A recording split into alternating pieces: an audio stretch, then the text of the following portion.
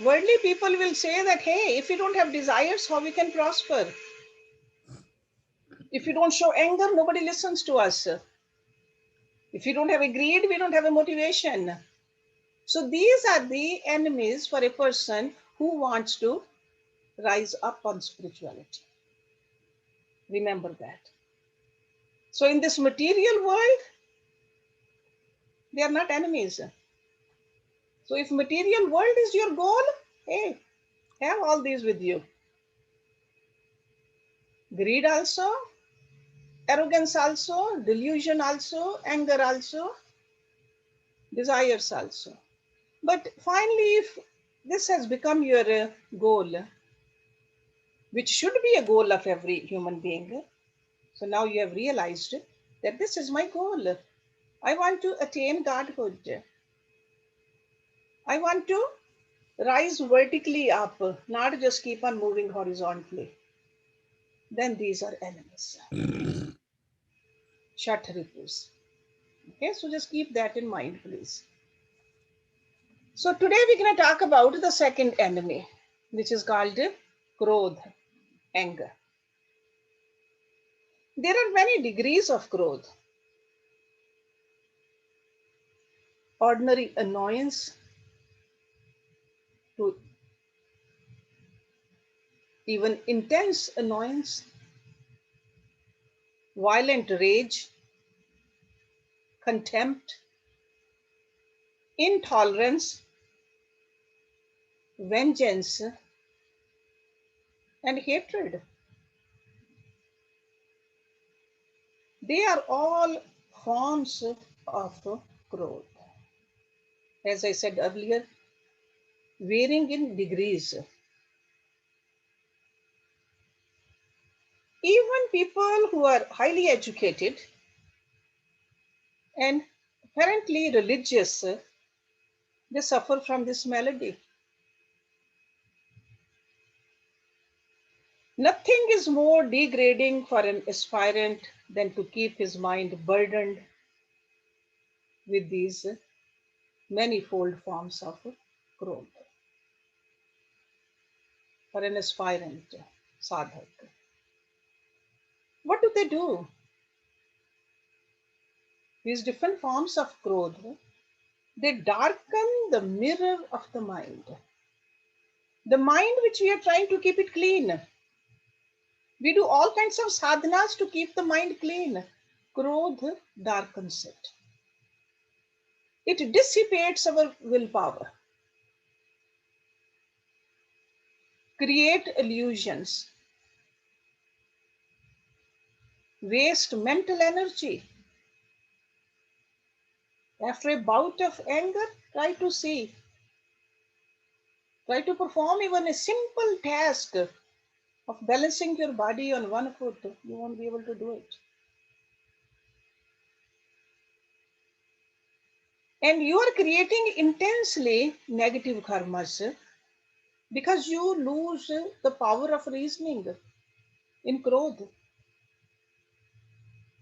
And a person who stays angry is promoting chaos for himself and others also. You know that if you are living with a person and you don't know when that person is going to lose their temper, it's a pretty bad feeling. And that's how enormous amount of miseries they come in that place. So that's why for an aspirant, every effort must be directed towards the prevention as well as cure also. So prevent anger, and if anger comes, try to cure it because it's a very crippling disease.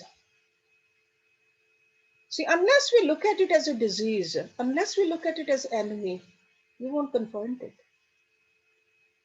If we just think that no, everybody gets angry, so what? Okay. What causes growth? Sometimes there's a certain rationality behind expressions of growth. Someone has actually hurt you in some way. inflicting injury on you physically or psychologically. And as a result, you feel that the person should receive similar injury. But often people become angry and hateful for no reason at all. And that is an irrational functioning of the intellect.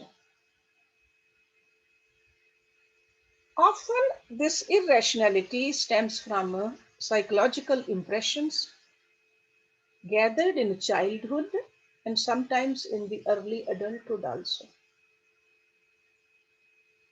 During your childhood, you may have encountered many deep frustrations, and because of that, many situations stir up memories that cause you to react inappropriately. Okay? When a person's life lacks a deeper goal, when a person has not yet become interested in the project of discovering his or herself, the inner self, the soul, the Atma, or being united with God, whichever way you want to look at it, one becomes easily bored with life and seeks stimulation. Positive stimulants are hard for a person like this. Positively, to stimulate the nervous system, it takes sadhana. It's very hard to create for people if they are not willing to work on their system. So stimulation is needed, positive and negative. The mind just divides very easily the negative situations through acts of anger, intolerance, and it just very readily discreates the disharmony, and that's where they feel stimulated. And another root of, or deeper root of anger is impressions of dislikes, sanskars of dvesh, which is in the unconscious mind. So impressions of like and dislike, rag and dvesh, they really limit your mental capacity and mind becomes agitated. I wanted it this way and it did not happen this way, and you give yourself a reason to get angry. It could be anything very small, very insignificant, but people get angry. So, due to the contraction of the consciousness, see, rag dvesh means your likes and dislikes are so narrow. Every frustrating situation makes you feel as if you are surrounded by walls and there's no recourse but to get angry. These kind of moments, they make you forget that such situations have come thousands of times before and they pass away. Because anger never was and never will be an effective and necessary solution. So if you don't like something, do something about it rather than getting angry.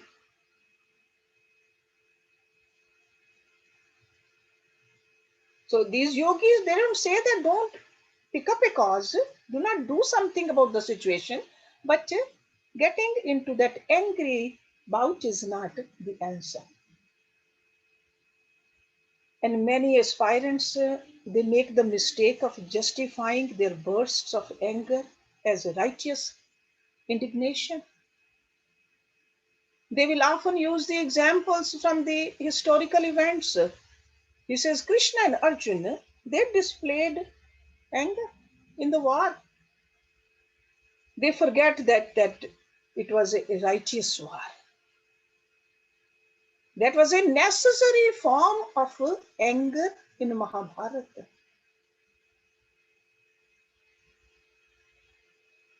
They were supposed to protect the goodness in the society. That's what they were doing. Parents also sometimes they have to be angry at the children. If they become absolutely cool and calm, they would not be able to discipline their children. So you got to see what is the energy behind your emotions. So this kind of a anger is a special nature. It has a proper place in life. So behind such anger, what is the motive? There is a spiritual purpose. They project the compassion and love. So it's like a love-based anger. But we should not confuse the issue and justify every bout of anger as righteous indignation. Okay? We should not just use that. My guru gets angry at us because gurus do too to discipline the students. We think that guru does, we should do it too. Okay, we got to have that very clear in our mind. Most angry situations are not righteous indignation. Most. If your anger is truly purposeful, it will not deeply agitate your mind. So look at your mind. After those words which you showed, you used maybe as a boss or maybe as a parent, maybe as a teacher, did you get agitated in your mind? Because the righteous anger will not disturb the placidity of your reason. You will not lose the power of your observation nor your balance. Righteous anger is like a knife used by a skillful chef. He will know how to cut the vegetables. He will never cut his own fingers.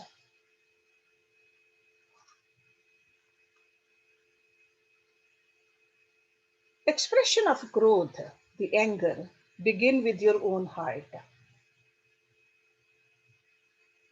I'm just talking about a normal anger which people just act out. It eventually affects not only your family, but all your relationships. It will spread out into the society, affecting many people. If someone says just one abusive word to you and you react the same way, the whole situation will become a wreck of complications and get out of hand. So we are talking about that kind of anger. I'm sure you're all familiar with the story of a monkey who was a servant and the owner was sleeping.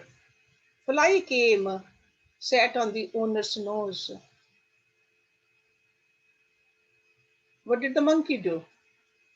There was a sword next to the bed. He wanted to kill the fly with the sword. What did he do? He killed the master.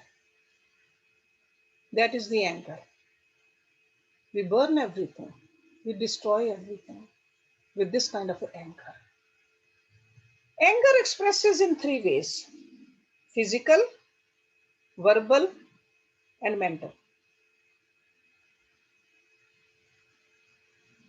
Some people, when they become angry, they may pick up anything and bang it upon the head of the person who is the provoker of his anger. There are some people like that. But if a person is a little bit more controlled, will not do this, not on the other person's head, but maybe bang it on the floor or slam the door These are all physical expressions of anger and they need to be controlled. If we are a spiritual aspirant, we need to control this physical form of anger. That is the very first step against the war in anger. So even though in the mind this anger is lingering, and a person might say some harsh words also, at least there is no physical harm done. So this is the very first thing. If we think that physically we become abusive sometimes, we got to control ourselves. See, what are we doing? The second step is in controlling anger is to curtail its verbal expression. So you still be harboring anger in your mind at this stage. So mentally it's still there. Physically you have controlled it, but words also try to control your speech. So this is like a second stage of control. This effort saves you from all the painful repercussions that result from having spoken harsh words, because you cannot retract those words. Whether your anger is rational or irrational, an uncontrolled tongue always leads to regret, repentance, and wastage of energy. So verbal anger has to be controlled. In Mahabharata, Yudhishthir asks Bhishma Pitama, what is one great quality that can enable a person to be successful anywhere in the world in all projects? Bhishma Pitama replied, mastery over your tongue. If you stop expressing anger through your tongue, your success would be skewed in all directions. So the second stage of control of the anger we need to work on. But finally, because we don't want to have a mediocre kind of a success, finally, your ultimate goal is to eliminate ill will in your mind. Because we are working on our mind to free yourself of the afflictions of the mental anger. Ideally, your mind should be so free of this affliction that you don't even recognize that evil done to you. But that definitely requires a profound understanding of philosophy. That somebody did something to you and you don't even recognize it. So what do we need to do? We need to encourage ourselves to reach this higher state of mental purity. So we got to reflect upon certain insights. And what are these insights? Whenever you sustain anger in your mind, remember, you're hurting yourself. And we don't want to hurt ourselves. So whenever in your mind you're feeling this kind of affliction, just remember, hey, why do I want to hurt myself? So reflect on that. The one who is angry and the one to whom the anger is being directed upon, both become degraded.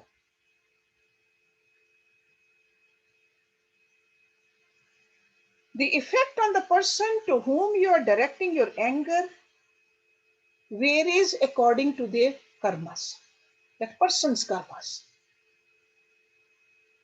If that person is vulnerable, then he will be affected. So, in other words, if a person is weaker and you are getting angry at that person, even mentally, that person will become weaker. Otherwise, you know what will happen? If you are sending that anger vibrations to a person who is spiritually uplifted, it will come back to you. It's almost like a boomerang, and you will get hurt more. with a much severe force. Another thing you got to remember or reflect upon, if you send somebody to hell, because in anger, if you say those words, or if you're feeling that kind of a thought or emotions, and you are sending somebody to hell, you are just wishing somebody bad, you have also sent yourself there to babysitting. Because otherwise, how else you going to know the person is actually suffering or not? So your mind is over there too. So we're not talking about physically, but mentally you are there too. You are there to watch him or her. Out of anger, people curse each other, but they have actually cursed themselves. Every time you hold a grudge and intend to hurt another person by your thoughts or actions, remember, reflect upon this, that you are creating a negative karma. That keeps you in conjunction with that person in the future, karmically. You don't like that person now, but in future you'll have to deal with that person again. Right now, at least you have some control. In future, you won't even know why you don't like that person. So be careful right now. Develop insight into the law of karma. No one can hurt you unless your karma allows it. So in other words, it's the impressions in your unconscious that draws negative situations to you. You have drawn these situations and circumstances to yourself by your actions and thoughts in the past. And past, we don't have any control. Present, you do. So do everything with a better insight. So if you don't want to reincarnate again and again into this world of bitter circumstances, you should not hold grudge for anybody. This is a law of karma. No grudge. By doing this, what will happen? You will develop spiritual qualities. Day by day, you must be watchful that the negative qualities that might lead you to acts of angry revenge are not encouraged in your personality. If you feel irritable and insensitive, if you are not patient and you are not adaptable in your relationships with others, if you are intolerant towards other people, can't even wait to listen to what they have to say before you pass your judgments, you are sowing the seeds of negative karmas. And these seeds will definitely bear the fruits. There's no ifs and buts about it. Because through thoughts, we are sowing the seeds. We all know that spiritual virtues, and this is a spiritual virtue, not to get angry. They have special magic about them. When you develop them within your personality, similar qualities proceed. It's just like all the enemies come together, the virtues come together too. Okay. So in confronting life's annoying, difficult situations, we have to constantly reflect upon the relativity of things. That's another thing we can reflect upon. So relatively, when things seem bad, remember that they could have been worse. Or give thanks to God that they were not. Look at the opposite of that. Rishi Patanjali talks about it. He uses the word pratipaksha bhavna. Okay? So constantly reflect upon the relativity of things. Okay? people.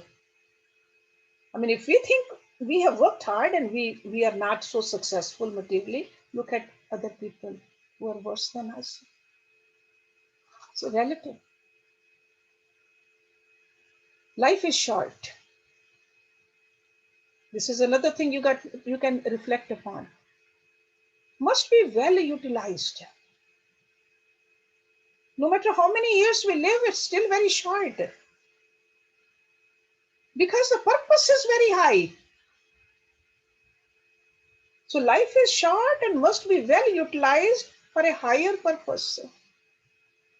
Do not allow the mind to acquire the habit of being angry.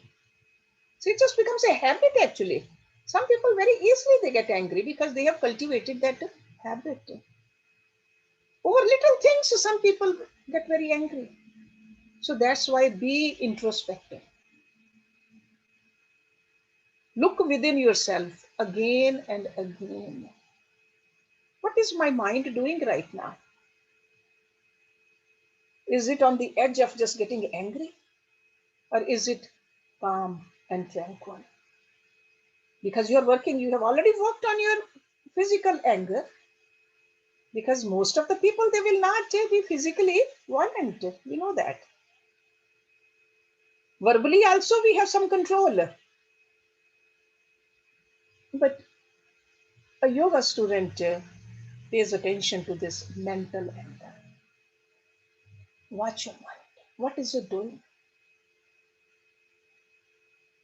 Conserve your energy, because when you get angry, you're wasting your energy. This is all about the energy.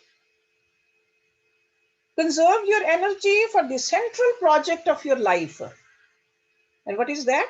The attainment of self-realization. We got to remember, during this lifetime, we have this tremendous task to accomplish.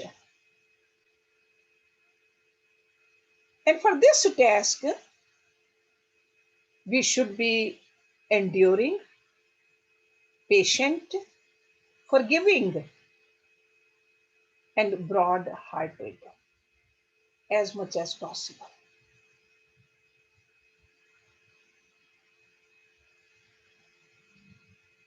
We should recognize that evildoer, like somebody has done something bad to us, somebody said something bad to us, remember in your mind, that's a sickness.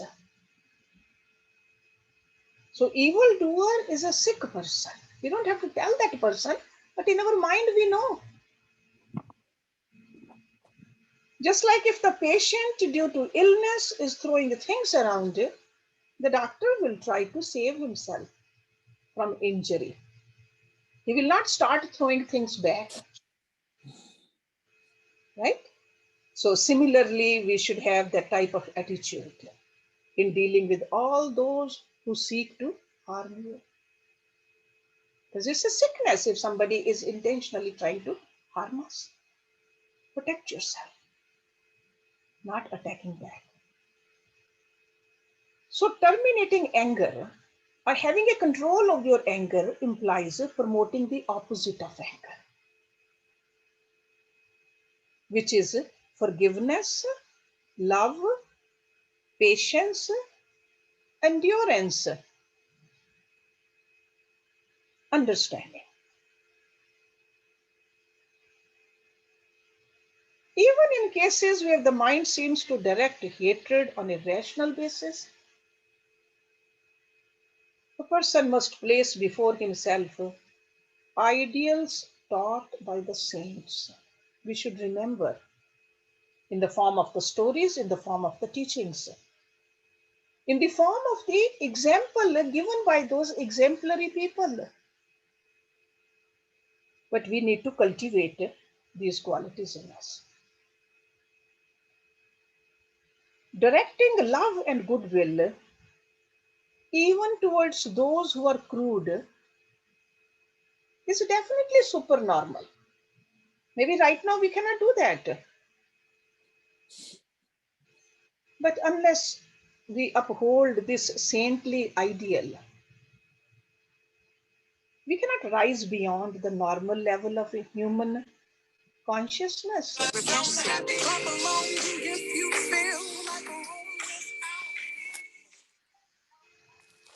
Right? Hello भैया, airport पे है कि पहुंच गया? आज 10 तारीख है। Alka, can you mute yourself, please? Yes, sorry. So, remember, our ideal is saintly.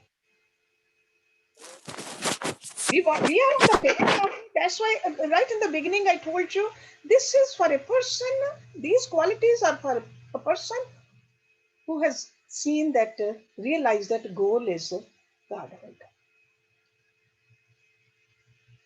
So, saintly ideal, yogic ideal. We want to be a rishi. We just don't want to just only read about the rishis and the yogis. We are on the path of becoming a rishi and yogi. So we will become that if we have these qualities. Do not develop an internal grudge when you are harmed. So be careful what you're holding inside. Revenge leads you nowhere. Sure, somebody has inflicted pain upon you, and you have suffered. And there's nothing you can do about the pain which was caused to you. Because if you plot against that person, because you want the other person to experience the same pain, that is not a remedy for your pain. Because you have already experienced the pain. So, what is a nobler or a saintly approach? It is to understand that he made the error. That person made the error. And how do we become so understanding? Through the higher power of love, endurance, and patience. That's how your personality. So you remember Ram, how did he treat Mother Kakai? With full respect, with full love, with full understanding.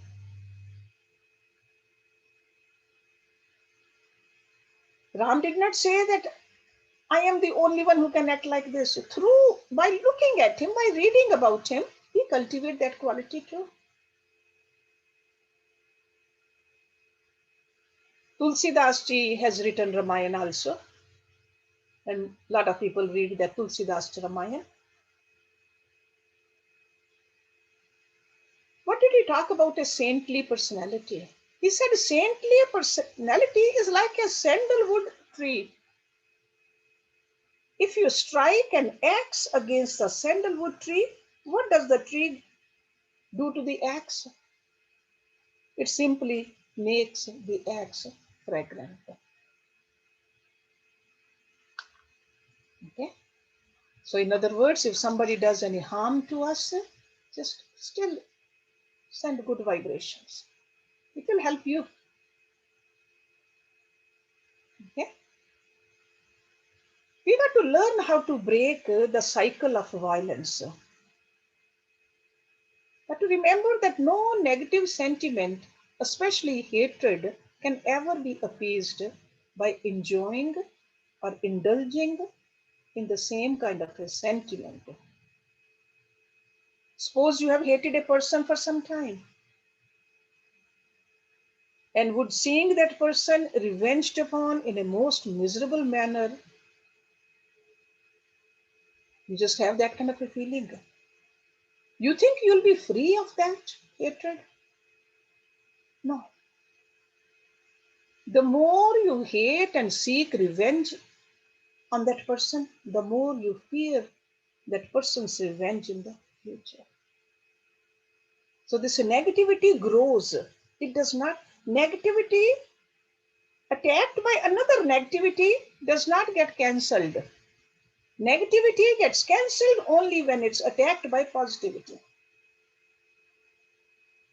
Okay? Two minuses they get added up. They don't cancel each other. You got to remember that. So your hatred becomes more and more reinforced if you plot a revenge. It must be well understood that if you did not encounter gross personalities, like people who are crooked, difficult, there would be no evolution. No one would become a saint if there were no demonic personalities. Pandavas wouldn't be Pandavas if there were no Kauravas.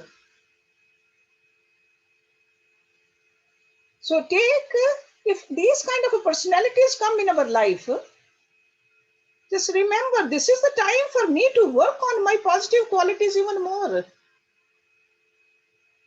Because if everybody is nice to us, how will we know that we have tolerance? So sometimes these personalities come for our own growth. By their inspiring example and influence, saintly people go on urging those who are not saintly to advance spiritually. Kabir ji has said, you know Kabir, a saint, a poet.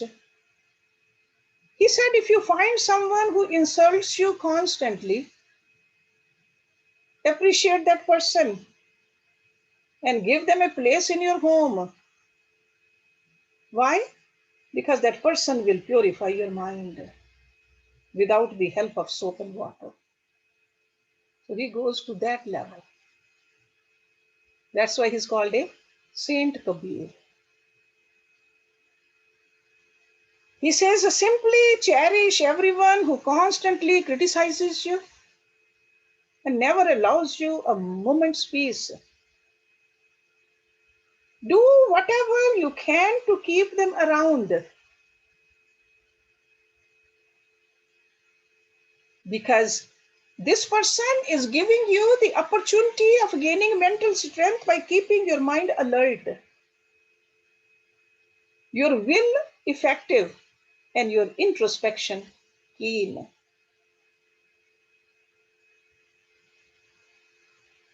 Somebody said that you don't even have to pay a cent for their services. Otherwise, services are not cheap. So somebody is helping you to stay keen, alert about your own mind without you spending any money. Nothing should be more hated by an aspirant than the negative quality of hatred. And nothing should make him more angry than anger itself. So anytime we get angry, just we got to look within ourselves. That means we need to do more work.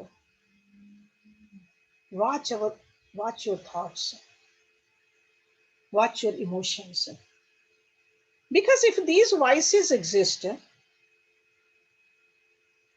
you are blocked from perceiving and experiencing the glorious inner nature of yourself, the soul. Because they're so dark. That's why I said it's a darkness over your mind. The mirror of the mind is darkened. How can you see yourself? So that's why it's very, very important. You all have heard about Raman Maharishi.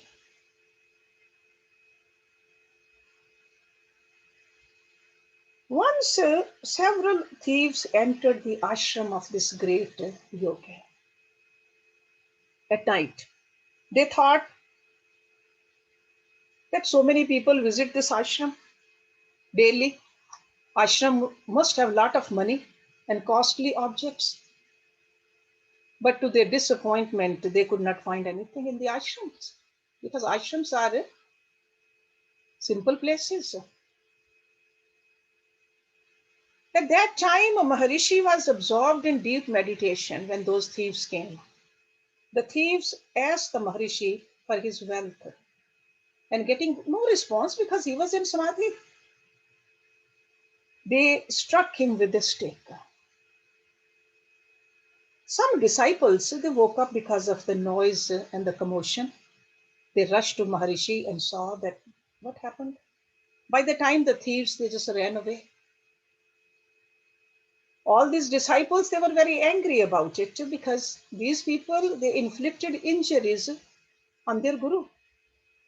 So these disciples, they pick up the sticks and they said, crying out, they said, we're going to run after them and we are going to take care of those thieves. What did Maharishi do?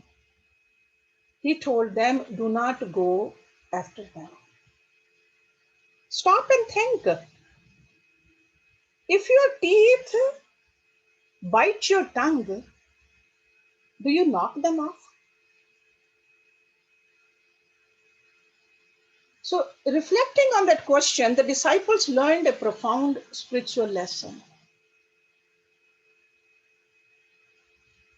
You would never think about knocking your teeth if they bite your tongue.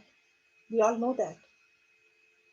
I'm sure you have bitten your tongue many times. Because both teeth and tongue are part of one existence. You simply continue taking your teeth to the dentist to be cared for and pampered. The same way we need to relate to all the people and beings around us, just like teeth and tongue, just like your hands and feet, they are related to one personality. In other words, all beings are integrally related to the cosmic whole. All are part of the same self. That was the lesson Raman Maharishi wanted his disciples to understand. It's like a non stirring in the outer world. Okay, even though we see two, but not two, non duality. This is the goal. So, if we keep this kind of a goal in our mind, and small annoyances here and there, somebody said something to us, we can easily shake it off. Nobody is hitting us with a stick. Nobody is hurting like that. At our level, most of the time, it's just a misunderstanding that we can easily shake it off by keeping these situations, these examples in our mind. Do not think what is wrong with others. See, that's where the anger starts to erupt. We are trying to find faults in others. Do not think what is wrong with others. Because we really don't understand their situation. And even if we do, we really do not know the whole karmic circumstances. And if something wrong has happened, the wise people say, delay your negative reaction. Decision to react the following day will reduce the momentum of anger.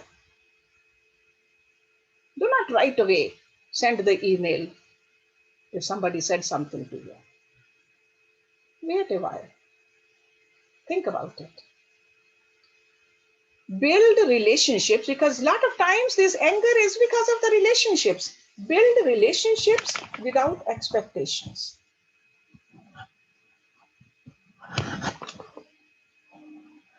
Treat your relationships as a privilege to serve.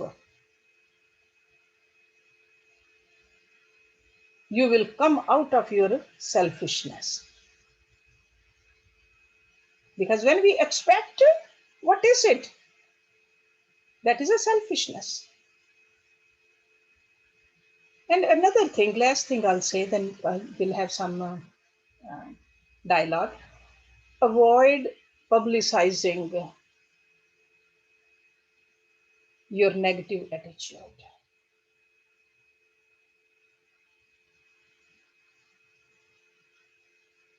Some people, they are proud of their anger or even proud of their weaker mind. I cannot control my mind. I have a depressed mind. I have a stressful mind. I get anxious so fast. Those are negative attitudes. Avoid publicizing your negative attitude because some people they think it's a sign of efficiency. So, as yoga students or the students of spirituality, we should understand that no, it's not. It's a weakness. Our main aim is to control our mind, clean our mind, so that through this clean mind, which is like a mirror, we can see who we are. So that's why Lord Krishna said, Kamesha Krodesha.